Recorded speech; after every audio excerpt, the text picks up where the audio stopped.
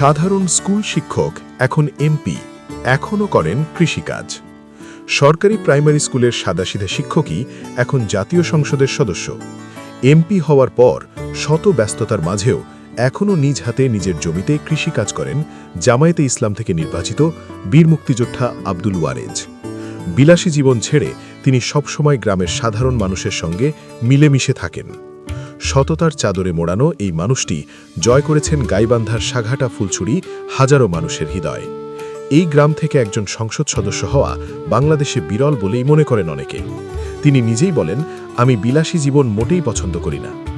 ২৬শে নির্বাচনে সাধারণ মানুষের অকৃত্রিম ভালোবাসায় গাইবান্ধা ৫ আসন থেকে সংসদ সদস্য নির্বাচিত হয়েছেন জামায়াতে ইসলামের প্রার্থী বীর মুক্তিযোদ্ধা আব্দুল ওয়ারেজ। সাঘাটার দহিচড়া সরকারি প্রাথমিক বিদ্যালয়ের সেই প্রিয় শিক্ষক আজ গণমানুষের বলিষ্ঠ কণ্ঠস্বর। ১৯৮৯ সাল থেকে রাজনীতির সঙ্গে জড়িত এই সাদমাটা মানুষটি উঠে এসেছেন তৃণমূল থেকে।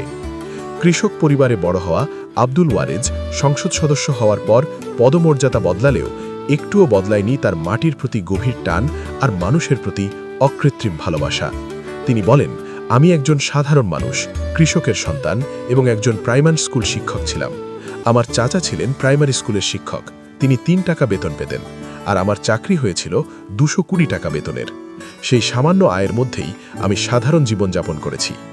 ব্যক্তিগত জীবনে অত্যন্ত নিরঙ্কার এবং শান্ত স্বভাবের এই মানুষটি এলাকাবাসীর কাছে আস্থার প্রতীক। সাঘাটা ফুলছড়ির খেটে খাওয়া মানুষের সঙ্গে তার নিবিড় সম্পর্ক এবং অমায়িক ব্যবহার তাকে করেছে অনন্য। স্থানীয়দের কাছে তিনি একজন সাদা মনের মানুষ, যার মাঝে নেই কোনো আভিজাত্যের অহংকার।